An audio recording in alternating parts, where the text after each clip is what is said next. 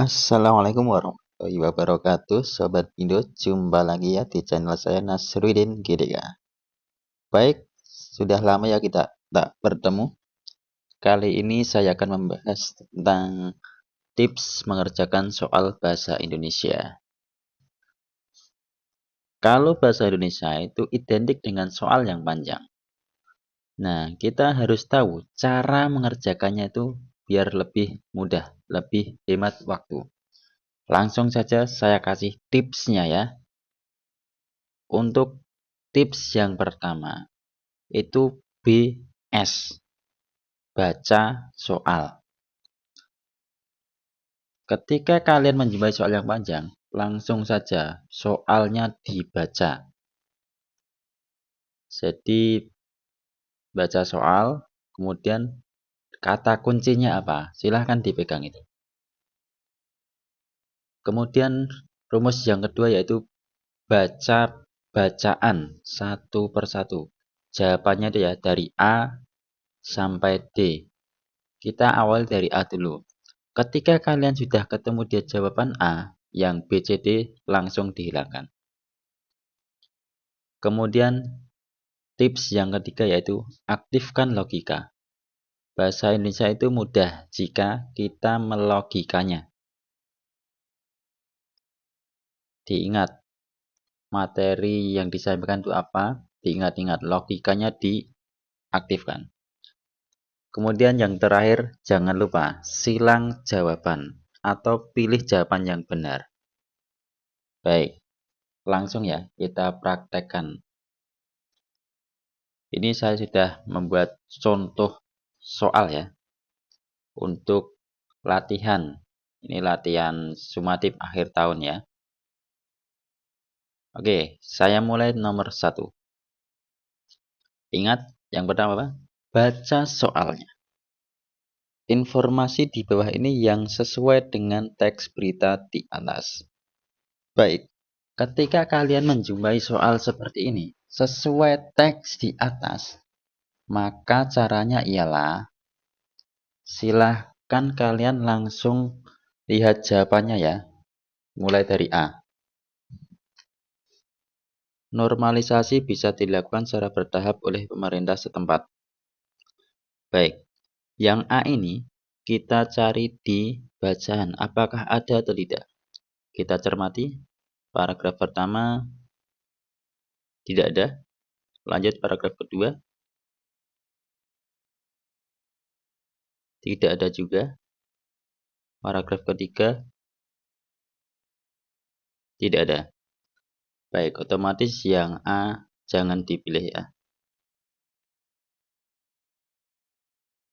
Lanjut, yang B. Ada 3 hal yang perlu diselesaikan untuk menangkal banjir di Jakarta. Baik, kita cek paragraf 1. 3 hal yang harus diselesaikan untuk menangkal banjir di Jakarta. Ada ya, ada di kalimat pertama. Otomatis jawabannya yang B. Kemudian kalau sudah ketemu C, D silahkan dibuang. Lanjut soal kedua.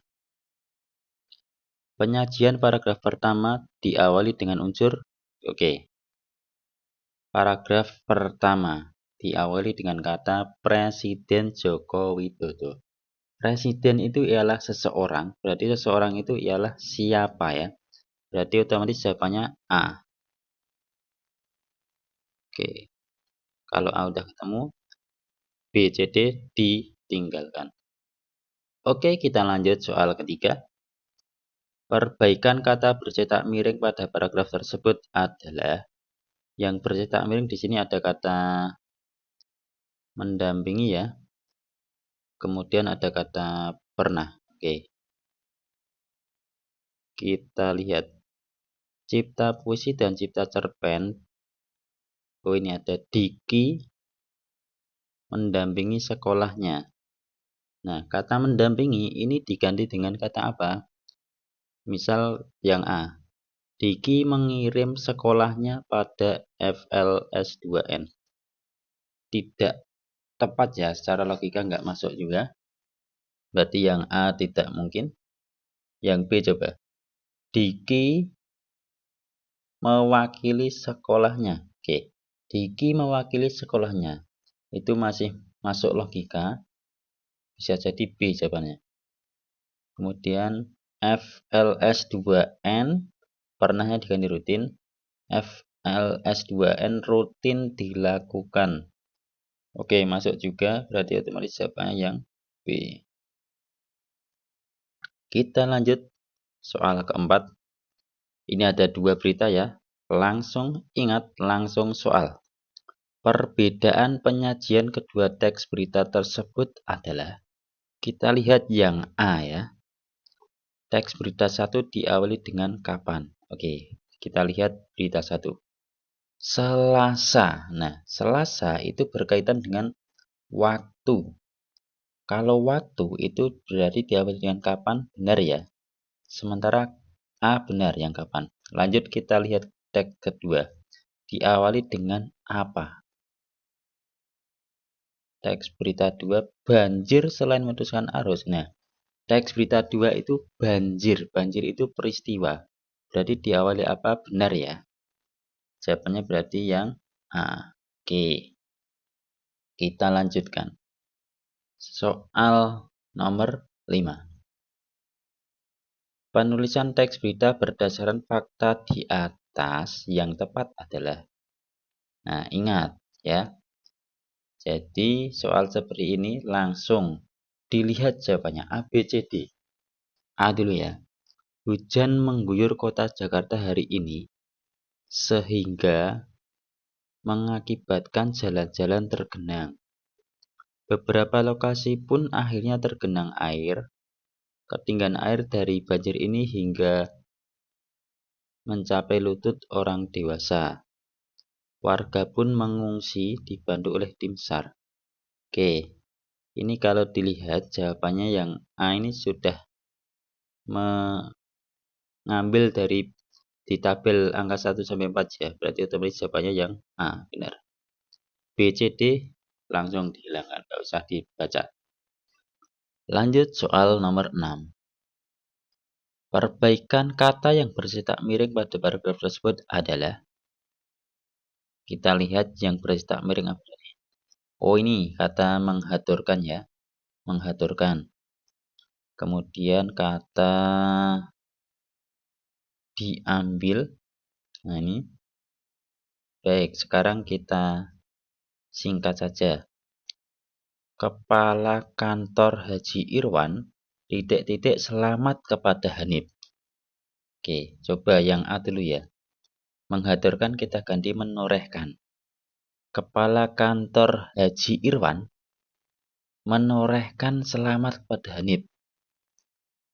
Itu kalau di logika nggak masuk ya. Berarti yang A salah. Coba yang B. Haji Irwan mewakili selamat. Nah, ini nggak masuk juga. Masa mewakili selamat? Ini nggak masuk logikanya. Kemudian yang C coba. Haji Irwan mengucapkan selamat. Nah, ini masuk ya. Haji Irwan mengucapkan selamat. Oke. Terus kata diambil coba diganti dengan diraih. Prestasi demi prestasi yang diraih oleh Irwan. Nah, ini masuk ya, masuk logika. Oke, 6 yang C berarti jawabannya. Ya, benar. Lanjut. Nah, nomor 7. Seperti biasa, langsung soalnya. Ini untuk nomor 7 sampai 9. Kalimat di atas yang mengandung konjungsi kronologis adalah nomor. Nah, konjungsi kronologis itu berkaitan dengan urutan waktu ya. Kronologis itu dengan waktu. Contohnya itu ada kemudian, lalu, terus ada setelah, selanjutnya, seperti itu ya. Baik. Sekarang kita cari tadi ya. Yang ada kata kemudian, lalu, seperti itu. Coba nomor 1. tidak ada. Nomor 2 tidak ada juga. Nah, nomor 3 ini selain pemukiman warga, kemudian banjir juga meredam. Nah, ini ada kata kemudian di sini. Berarti ini termasuk kronologis. Berarti jawabannya nomor 3 ya. Oke, yang C berarti. Lanjut nomor 8. Kalimat yang mengandung keterangan waktu dan tempat ya. Dicari waktu dan tempat. Ini kata kuncinya. Waktu dan tempat. Kita lihat nomor 1 dulu. Kecamatan. Kecamatan Masamba itu ialah sebuah tempat. Berarti bisa jadi nomor 1. Apakah ada waktunya? Nah, ini Selasa malam. Ya. Nah, Selasa malam. Ini berarti menunjukkan waktu. Berarti jawaban yang mengandung keterangan waktu dan tempat ialah nomor 1. Berarti A jawabannya. Lanjut nomor 9. Kalimat yang mengandung kata tunjuk. Nah, kata kuncinya adalah kata tunjuk. Apa kata tunjuk? Kata tunjuk itu contohnya ada kata itu, terus ada kata ini, itu kata tunjuk ya. Ini, itu, tersebut. Nah, ini kata tunjuk. Yang ada mana coba? Nomor berapa? Kita lihat nomor 1. Tidak ada. Itu tadi keterangan tempat ya. Terus banjir susulan setinggi 2 meter itu. Nah, ini ada kata itu. Itu ya. Berarti jawabannya nomor 2 yang B. Oke, kita lanjut. Soal nomor 11. Simpulan dari teks tersebut adalah ketika ada soal simpulan itu yang memuat semua kalimat kalau ada satu paragraf. Tapi kalau beberapa paragraf, simpulan berarti yang mengandung setiap paragraf. Gitu ya. Yuk kita cek yang A dulu. Pada pukul 16.30, BIP tembus dari normal ke dalam posisi siaga. Nah, ini kurang lengkap ya, karena di situ ada kata hujannya, kemudian ada banjirnya. Berarti A kurang lengkap. Yang B coba. Banjir yang terjadi di wilayah Solo dalam posisi siaga 4G. B. Banjir. Banjir itu ada di ketinggian air Solo merangkak naik. Nah, ini kalau yang B bisa jadi ya, bisa jadi. Bayang C. Hujan terus-menerus mengguyur wilayah Solo. Hujan terus-menerus mengguyur wilayah Solo itu ada di kalimat pertama. Terus yang D, sejak Kamis pagi hujan turun merata di wilayah Solo. Itu juga di paragraf pertama juga. Nah, ini yang paling tepat yang B. Karena memuat di kalimat pertama juga memuat kalimat terakhir. Jadi yang paling lengkap yang B. Lanjut nomor 12. Pernyataan yang merujuk pada keunggulan buku. Nah, kata kuncinya ialah keunggulan buku. Berarti keunggulan itu ada kata yang mengandung kalimat positif. Ya, itu keunggulan. Yang A coba.